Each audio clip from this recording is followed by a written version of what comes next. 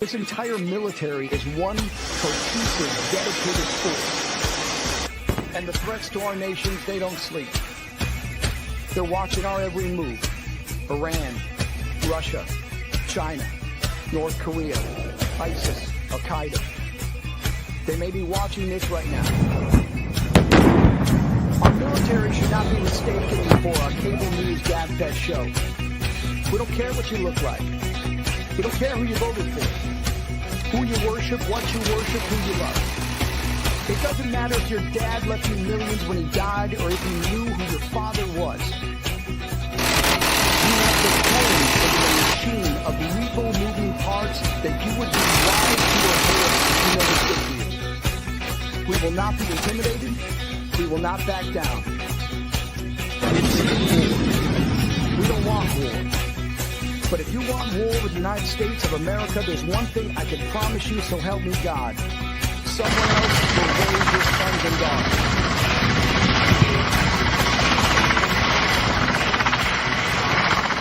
Military Broadcast Radio, the station that's giving veterans a voice.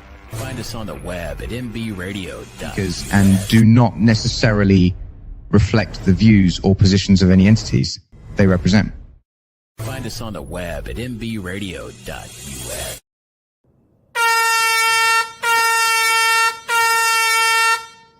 Welcome to TruckerMouth, the podcast that gives you real insight into the trucking industry while providing a platform for your voice to be heard.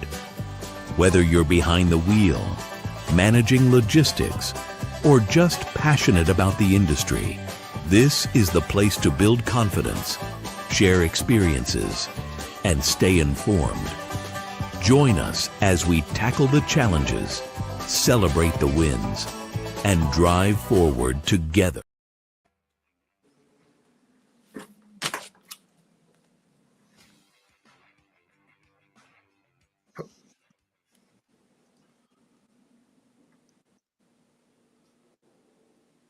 Hello, everybody.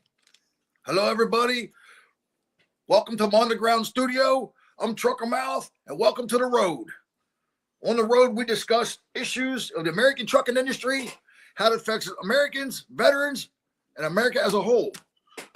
Today, TruckerMouth is hammering down on predatory purchase lease agreements. What these truck companies do. A predatory lease purchase agreement is a contract designed to trap drivers into an unfair financial agreement, making it difficult or impossible for them to ever own a truck or make substantial income. These agreements are in the favor of the trucking companies and the trucking company only.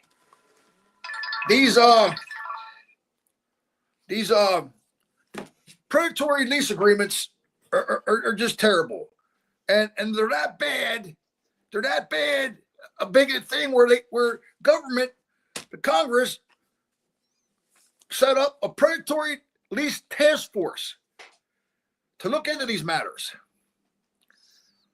And what these trucking companies do is, say you're going to orientation, which say, 15 other people, 12 other people, whatever it may be.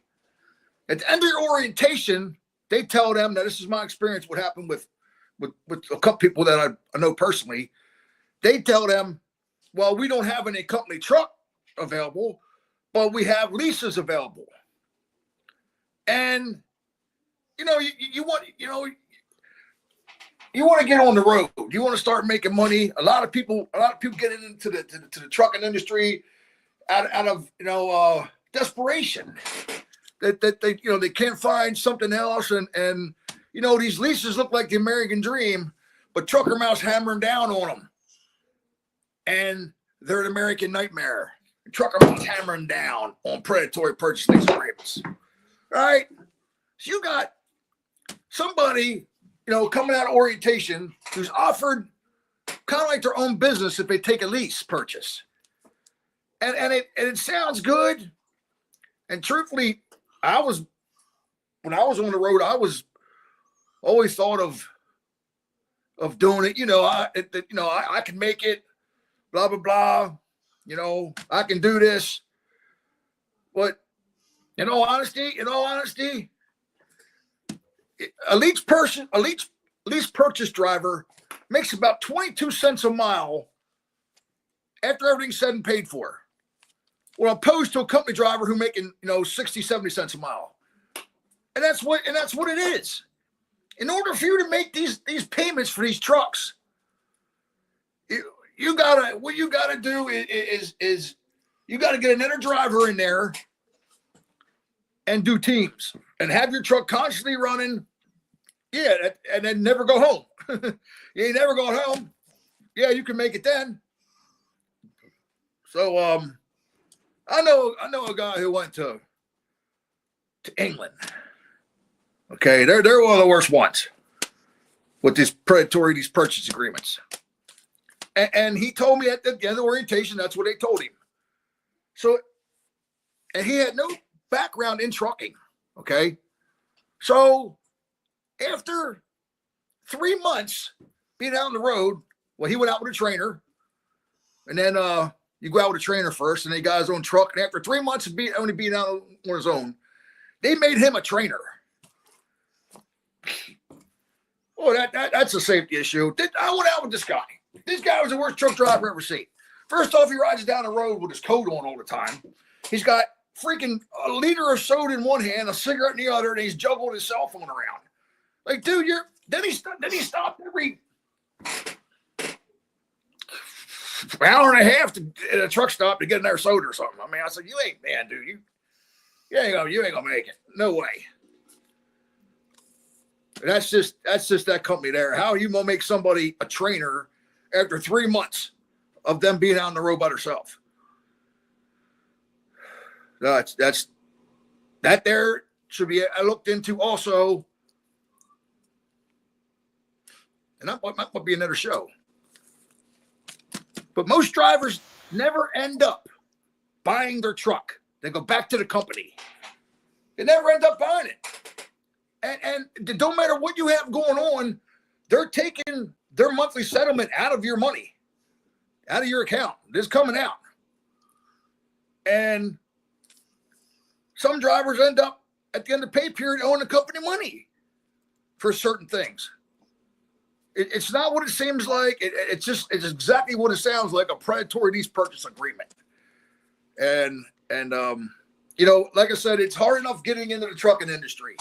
It's hard enough getting the trucking industry out there than having all that. My family's son, God bless his soul, went to this trucking training schools, and he ended up with the company I just mentioned. And I told his dad, I said, tell him to talk to me first before he does anything. Because you don't never want, like I said, it's hard enough getting into, and I'm talking the road, living out of a truck on the road. We're not talking LTL where you're home every day. On the road, okay, living out of a walk-in closet. It's hard enough to just break into the industry without having all this other stuff under you. So he ended up he did it for a while, but he passed away. God bless his soul. But I would have never advised him to do it. And I've met a couple drivers out there from another real big lease purchase place that mainly what they do is lease purchase, the Prime. And they're out of Springfield. I think Springfield, Missouri is their home base. But I met a couple drivers from Prime that said, if you want to run, you can make it with them. And they had bought, went through and bought the truck. But that's few and in between. Most people don't ever end up, and you're not putting any equity into these. When you're making these payments, you're not getting any equity.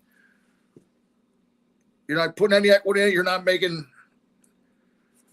They're just terrible. That's why they came out with the predatory lease task force. The government did, and now it's up to Congress to do something about these predatory lease programs. They got to do something. They got to outlaw them. You got a young guy or even a woman out there trying to break into this industry, and you know full well these companies have deep pockets. You know full well that this is a ripoff, and you're going to talk these people into these freaking leases. I couldn't do it. I wouldn't have the heart to do it. I wouldn't have the heart to do that. But what they're going to do is they're going to show you success stories of 10% people that made it and make money doing it. And it just sounds like the American dream, but it's the American nightmare. Hundreds of thousands of truck drivers affected by predatory lease agreements and lack of resources to hold carriers accountable for bad actions. They can't do nothing about it. A lot of times when you give these trucks back, you if there's anything wrong with the truck, they come back on you and they sue you for it, this and that. And you know, it ruins you. It ruins your credit. It ruins your credit. It just very no good, nothing good about it. A subcommittee, the Predatory Task Subcommittee, used data from publicly available cases to gather its findings in such predatory lease purchase agreements. A carrier lease a truck to a driver, but it largely holds control over the operation, including the driver's ability to pay off the loan. Right there you have it. It's common for drivers to report owing money to the carrier at the end of the pay period. That's how bad it is. And that's why TruckerMouth hammering down on them. Now, I write notes because I don't have cue cards like the the Tonight Show or anything like that, or 3 different screens. I do this one tablet. So one big trucking company does lease person keeps 28% of the driver's money, and 72% the driver gets 72% of the money. Why are they doing that? Why are the driver doing all the work and the company's keeping 20% of the load? Why if you're buying the truck, why don't you get, you know, what are they getting in return? Why are they taking 28%? Now I see it, I can understand a little bit for different things, you know, different processing fees and all that they do for you. But 28%, that's no, it. A company driver gets about 70% of the load, and you're getting 72% of the load. So you get paid by the mile, or you get paid by the load. I guess there's a couple other ways too, but you get paid by the load, and this driver's getting 72% of the load in this situation here. Which now you ain't going to get it. Never make it like that. I've been a victim of a whole lot of stuff. One owner operator said, October 30th meeting was a rush job, and they tried to sell you on the idea that you own the truck at the end of the lease. And they push this. Like I said, they push these purchase lease agreements, and they know full well that you're probably not going to do it. My truck broke down in less than a week. This driver's truck broke down in less than a week of him entering this purchase lease agreement. He was still obligated to pay for the load, had to pay for a hotel with his own money, even though I got the truck. Because the truck was in the shop and he couldn't live in it. He had to pay for a motel out of his own money. Yeah, that's great. The story is not unusual. Truck Leasing Task Force members Jim Jefferson said that the Owner-Operators Independent Driver Association frequently receives calls from drivers with similar experiences. That's how bad it is. And that's why TruckerMouth is hammering down on predatory purchase lease agreements. Like I said, I wouldn't have the heart if I was a recruiter to push somebody into one of these purchase lease agreements. I wouldn't have the heart to do it. But some people don't look at it like that. You want to get a young man or woman trying to get into the industry and set them up to fail? I couldn't do it. No, I couldn't do it at all. I hear stories from people all the time who get caught up in these lease purchase agreements and lose everything they had, said Jefferson, the compliance supervisor for OIDA. Lose everything they had. They get out of these purchase lease agreements and the company comes back on them. The credit shot. I mean, they owe money. It's horrible. At previous meeting, Ryan Kelly of the Consumer Financial Protection Bureau said that these agreements are set up with a goal for the driver to fail. They're set up for the driver to fail because the company will get the truck back. Go get the truck back. No problem. You're going to put an air person in there. They don't care. If a model fails 90% of the time, it's designed to fail. A model fail 90% of the time is designed to fail, he added.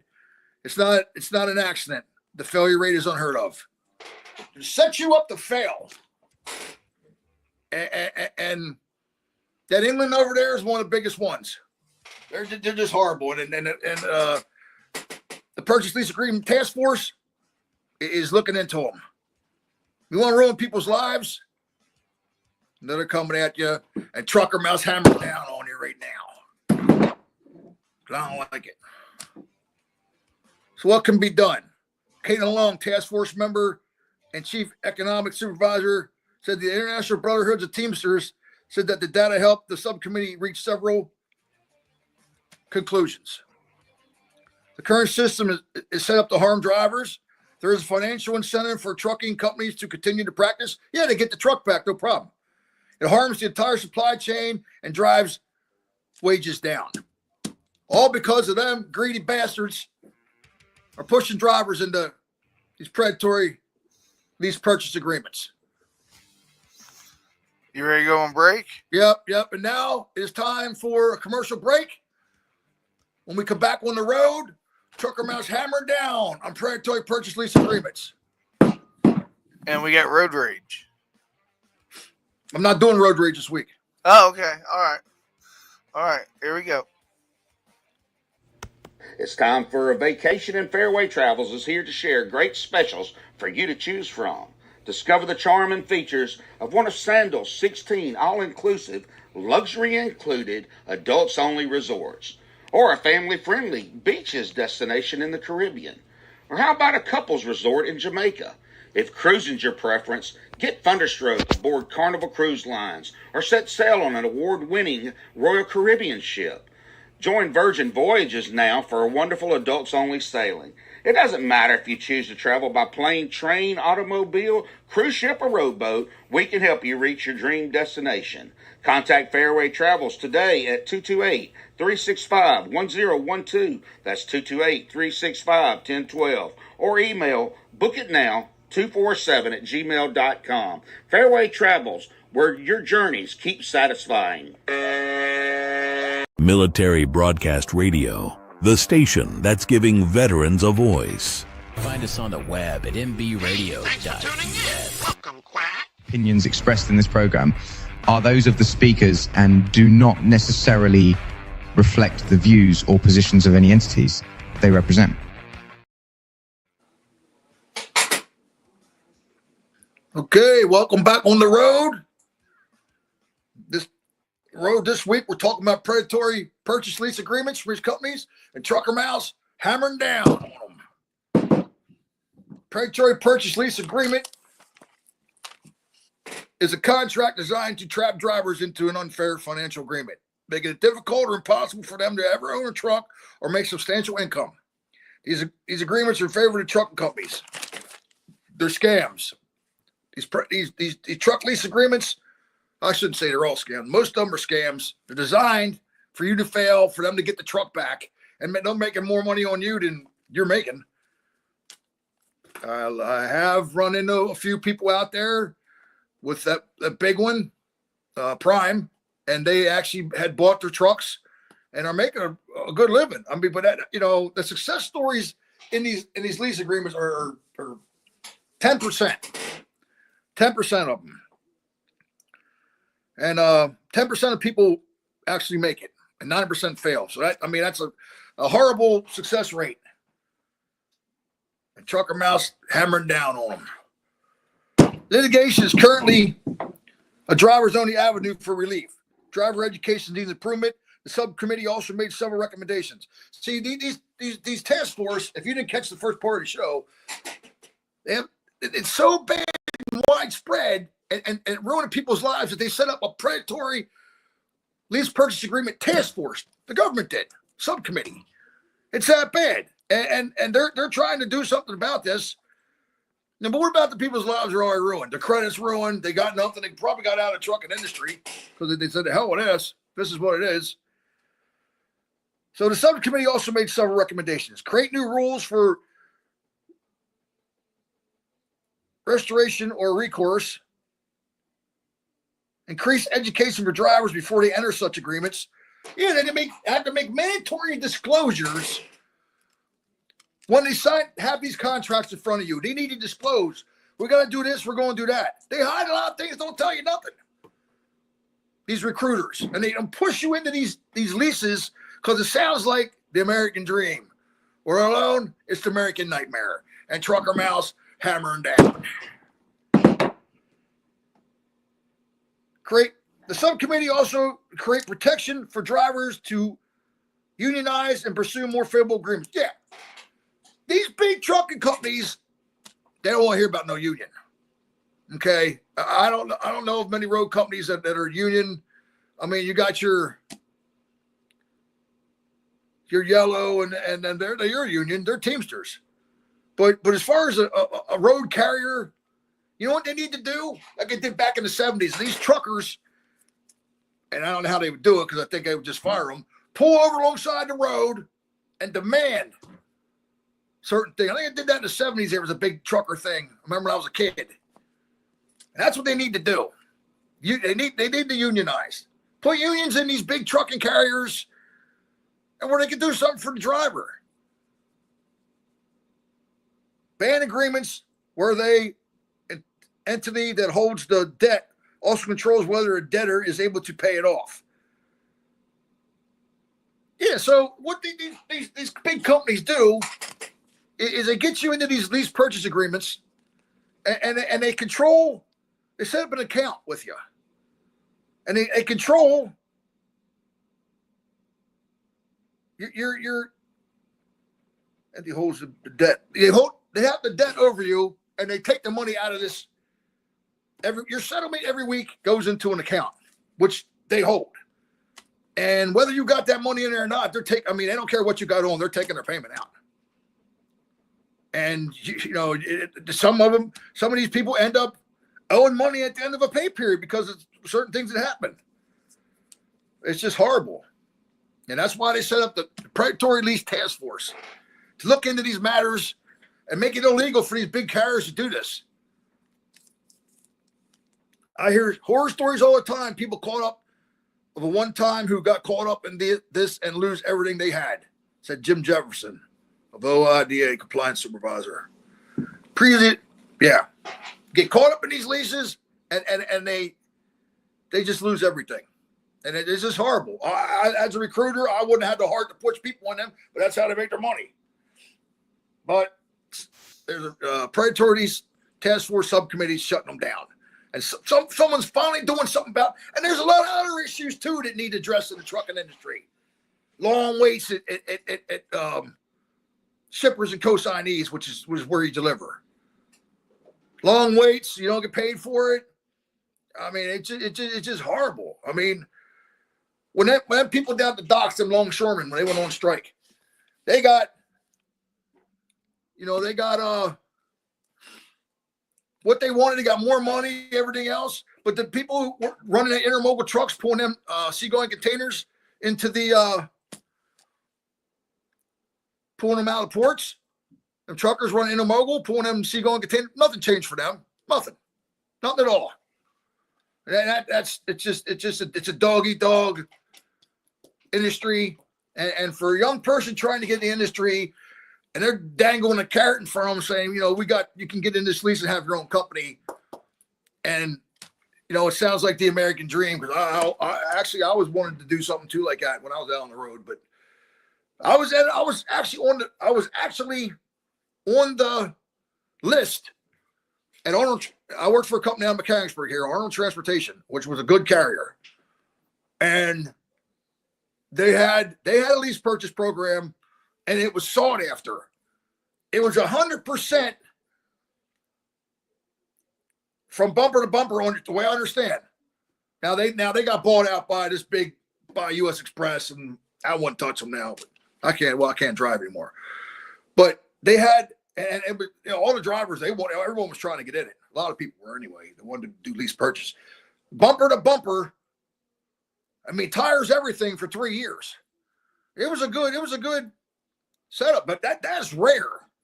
That is rare that, these companies can treat you good. And they can, with these lease purchase, they can treat you good and still make their money. Why they got to run you into the dirt and scam on you, I don't know, because they're already, these people own these big, huge truck companies with hundreds of trucks, or I'd say thousands of trucks, are rich. They're rich. So why can't they treat a driver right with these purchases and still make their money? I don't know. So I don't know what, I got things up here for comments, and I don't know if I should hit them or not. I've been hitting them already. Okay, well, I see them here, but I don't know. I go in a private chat. Got to pay attention to music. Okay, yeah, I know. Okay, but yeah. So anyway, getting back to this. Okay. Previously, Kelly said that problems start with the agreement themselves. Often the contracts are labeled as lease agreements, but the language switches back and forth, sound like a loan to sound like a lease. There's a huge difference between the two, because while the truckers will gain equity in a loan, there's no equity in a lease. You're not, these big companies that do that, you're not, Warners want to hear, but England, they're the worst. They're even your trucking schools try to push you toward them companies. Now, it's a contract that's trying to have its cake and eat it too. Kelly said, who is the OIDA supervisor in safety. It's a contract that's trying to have its cake and eat it too, Kelly said. It said it's a lease, but uses loan language. It's quite confusing. Yeah, they put this in front of you, you're all jacked up, you're going to get your own truck. And they don't tell you these things. I don't see how a driver who ever meant to understand whether this was actually a loan or a lease. They make it sound like a loan, but it's a lease. At least that you'll never 9% of the time, statistics have, you'll never end up making it good on it. And like they said, they switch it around. These contracts are switched around. It sounds like a loan, but it's a lease. And you're not getting equity in these trucks. And it's just horrible. And like I stated before, the first part of the program, for a young man or woman trying to get in the trucking industry who's going to be going on the road, which most times unless you know something, buddy, or have a background, that's where you're going to be going on the road, living out of a truck. And it's hard enough breaking into this industry without having all this stuff here about a lease and then taking on buying your own fuel. I mean, it's no. I'm glad I guess I never got into it. But I left Arnold and they went out of business and I was on their run for. The task force is expected to turn in its recommendations to the Federal Motor Carrier Safety Administration before the end of the year. Then the agency will decide how to proceed. I'll tell you how to proceed. Arrest these people. They know that you're going to fail. They get the truck back. They throw an air driver in there and say, hey, smell you later. I mean, I don't know why they do it. They could truck leasing scam. Put money down. And the one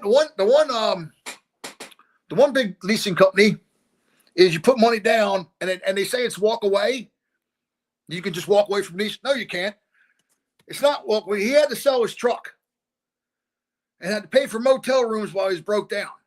He had to sell his truck. It wasn't walk away. They put it, it's a walk away. If you can't make it, just bring the truck back. Well, evidently his story was it wasn't walk away.